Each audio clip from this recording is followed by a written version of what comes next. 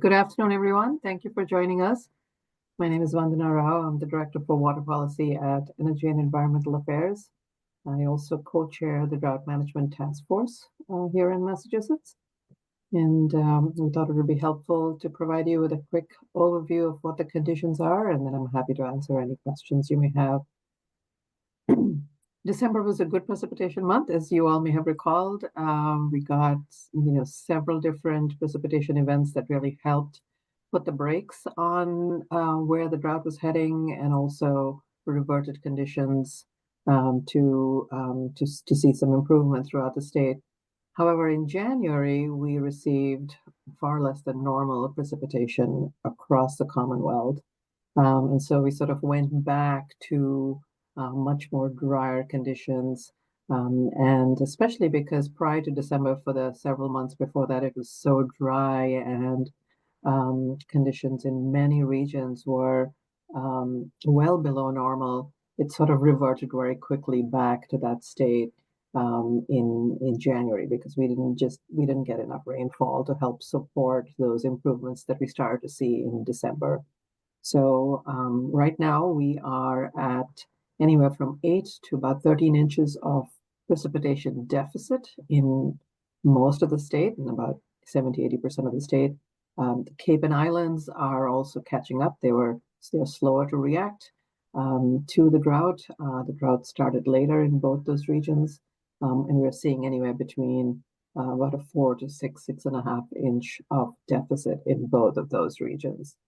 Throughout the state, if we look a little bit deeper on just not just precipitation, but what's happening on the ground, stream flows have decreased across the Commonwealth. Groundwater is continuing to decrease throughout the Commonwealth. It had stabilized and was starting to rise back up in December, but the month of January, certainly we're seeing groundwater go down quite a bit in most of our regions. And groundwater is something that tells us about how the system as a whole is doing. So if it's starting to go down, then we know it's going to take some time for that to stabilize and for the system as a whole to start to recuperate. We are seeing much less recharge now. Typically, in these winter months, we see recharge happening to both our groundwater and to reservoir systems. But because of this unusually low precipitation extending over now almost 6 months, we're seeing far less of that recharge happening. So overall, we have deteriorating conditions throughout the Commonwealth. And the declaration by the Secretary earlier today had the Western region at level 1, mild drought. The Connecticut River Valley, Southeast region, our Cape, as well as our islands regions are all at a level 2, significant drought. And the Northeast region and our Central region are back down at a level 3 critical drought. And we have 4 levels of drought here. That's the way we've sort of demarcated our conditions. Anything below normal is what we would consider as drought, and we've divided those into 4 separate levels. Starting with mild, then significant, then critical, and finally an emergency. So we're not in an emergency state. It's going to take some time before we get there in any of our regions, but certainly 2 of our regions are at the level 3 critical drought. Water supplies are, for the most part, doing well. At this time of the year, water use is typically down. There's no outdoor watering. Typically in the summer months, when people are taking more showers and also supporting their activities more with increased water use. That's not happening right now, so it's a good thing. But we're still sort of mindful and hopeful that with more rainfall, we'll be able to continue to maintain our water supplies and ride out the rest of this drought. So I'm happy to take any questions if you have any.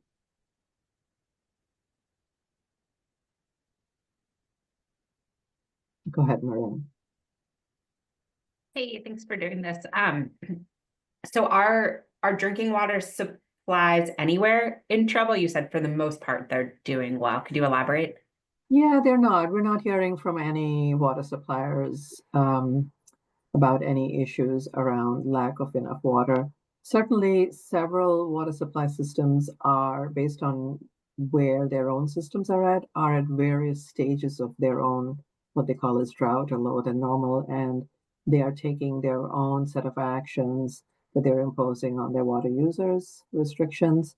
But we're not seeing any as being coming to us for an emergency declaration, for example, or looking for any additional supplement for water. Many communities have interconnections with other systems, and so they may already have agreements in place to help supplement some of that water use. So, but we're not hearing of any issues from the water suppliers, so they're sort of able to work through this locally, and no real concerns have been raised to us. Okay. Can I ask one more question too? So we're supposed to get a decent amount of snow this weekend. How might that affect the drought status? Snow is very welcome. We've hardly seen much of that this winter, but we're starting to see that, so it feels like a real New England winter for sure. Any kind of precipitation is welcome. Right now, the ground is pretty frozen, so the snow will take some time to melt and start to hopefully slowly seep through the ground. But any amount of precipitation, honestly, is really helpful. But it takes a while for that, especially when it's locked up in snow and if temperatures are below freezing, for that to, over time, as our temperatures get warmer, for the situation to thaw and that water to go into the ground. So hard to tell if you're going to do how much of an impact it has on improving conditions, but certainly it would. I mean, we are in quite a deficit of precipitation, so anything we get will move us in the right direction of getting back to normal conditions. It's going to take many more such events, but this is a significant one. We're expecting almost 8 inches of snow, I think, in some places. So all of that is certainly very, very helpful. Adam Goldstein. Awesome. Thank you so much, Vandana. I mean, obviously, just following up on Miriam's question, I mean, water supplies down here on the South Coast haven't been impacted heavily as of yet. I'm curious as to, what you guys have been hearing. If water suppliers, haven't been reaching out with real concerns, I'm curious as to, what are some of the other concerns from other sectors around the state? I mean, obviously, these meetings are happening regularly as per, state protocol, but I'm curious if there's any, alarm, not necessarily alarming, but interesting trends, people that have been reaching out, where the impact of this drought seems to be, centered thus far. Yeah, good question. In the fall, certainly the center of concern and impact was on the extent and a number of forest fires or fires that we saw across the Commonwealth. It was unprecedented to see so many, and those were all pretty much exacerbated because of the drought. I mean, they may have started because of negligence or a spark going here or there, but the reason why those forest fires or those brush fires really started was because and stayed on was because of those extremely dry conditions and the high wind. That concern has now abated. The fire danger index is almost zeroed out. We're not seeing any of that type of influence right now. So, I mean, in some ways, we're lucky that we're in the winter where the water use is really low. The impact that we see to sort of the fire danger is low. We are concerned about recharge. This is the time that typically our systems do get more recharge because there's not enough plant material to pull out that water from the ground. So that water has a greater opportunity to stay in the ground and recharge our systems. But with not enough rainfall, we're not seeing that. So I think that's something that we are carefully looking into, tracking, and want to make sure that by the time we get into the growing season, which is when we really start, the uptick of water use is higher, not just by the natural environment, but by us humans as well. That, we're placed a little bit better. We're using our water now much more efficiently, are mindful that, even those shorter showers we take, making sure that we're not running our water when we're brushing our teeth or shaving, some of those small steps that you and I and any other resident can take and feels, oh, what difference is this going to make? It does make a difference if we all do the same type of actions, and we want to make sure that our water supply really lasts, especially knowing that the recharge to those systems is now not as much as it should be. Quick follow-up, just similarly, I'm curious as to, what metrics or, things that you're monitoring for, things that are gonna potential, alarm bells or what have you Mm, that you guys are looking at going into the spring and the implications of those as well, mm. if you can clarify. Sure. So just for our drought assessment purposes, we look at 6 different indices or parameters. We're looking at precipitation, whether it's rain or snow. So we're looking at how much water is coming down from the skies. And then what happens to that ground once that water once it hits us, right? So how much is in our streams, how much is being recharged into our groundwater, how much is getting into our lakes and impoundments across the Commonwealth. This time of the year, I mean, typically there are 2 other indices that we look at, but they're not effective at this time of the year. One is being the fire danger because that really zeroes out and in the winter. And the second one is evapotranspiration, which will again start to pick up in the growing months. So spring to about November is when both those indices are also taken into consideration. So right now in the winter months, it's really those 4 other indices that we look at carefully. And then in terms of impacts, we're also seeing, how are different systems being impacted? How is our natural environment doing? How are our ecosystems faring? If there's a drought and not enough flow in streams, what's happening to the fish that tend to migrate, especially around the coastal environments? Other places where if the streams are drying out, the fish don't get enough, are not able to move because their ponding is occurring. So we do, and our environmental agencies do look at those types of issues. We also look at whether obviously water supply is impacted, and I talked about that earlier. We're also concerned about agriculture. At this time of year, again, agricultural sector is very minimal, maybe only water, what's growing in greenhouses. But as we start getting into the summer months, the spring months actually, that's something we'll be looking at very carefully in terms of what are the needs, what is the lack of enough water going to affect what crops the farmers are getting into the ground. Are there other needs that we need to identify and proactively reach out to the farming sector on that? Miriam? Yeah, I have 2 questions. One, how common is it to have a wintertime drought in New England? I think we normally associate a drought with the summertime. And then you mentioned a couple times like what you'll be monitoring come spring or summer. Are we expecting this to continue all the way through the spring and into the summer?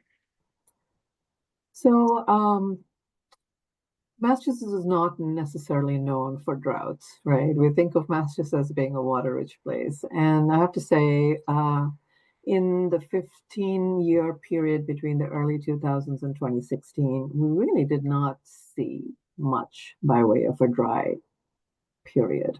There were a month here, a month there, was sort of below normal. 2016 onwards, we have been in this period of incessant droughts almost. Between 2016 and now, pretty much every year except a year and a half in between 2018, 2019, when there were no droughts and we had a above normal sort of precipitation or normal precipitation. Every other year has had at least 6 months in a drought. So we're in this particularly unique phase where we're seeing these droughts a lot more commonly, almost every year. And it hasn't mattered whether it's summer or winter. I mean, of course, we associate a drought with a very high temperature, dry period. It is summertime. But perhaps because that's when we start seeing more impacts. Winter droughts, we've seen as much as summer droughts in the last many years. So in terms of what we look at when we are even defining a drought, it's not always what we picture as being this really parched, arid land with cracks in the ground. That's sort of the typical, image that pops into most of our minds. But here in Massachusetts, our droughts are different. And what we look to see find is what we're assessing for is how different are the conditions that we're experiencing now compared to what we would expect to find at this time of the year. So our water tables generally are high. The amount of rainfall we get every year here is pretty high compared to, say, Arizona or other parts of the country. But we have to compare what we're experiencing with our normal, with what Massachusetts typically experiences or gets at that time of the year.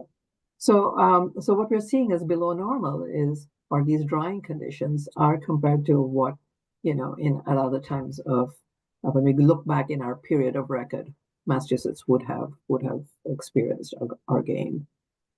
So winter droughts are not so uncommon as we have seen in recent years. And it's been at this time, we've gone to well below normal and very quickly. Droughts typically are considered as something that will take a long time to come and go. But in recent years, we're also seeing these faster movement droughts and that a quicker deterioration of conditions. And sometimes the temperature is also interplaying with the precipitation on that. So it's a little bit more complex, but I think we're learning each drought that we experience, we're learning more about what else is being impacted or how else the drought is passing through our state, how the different indices are playing out as a result of how it's moving.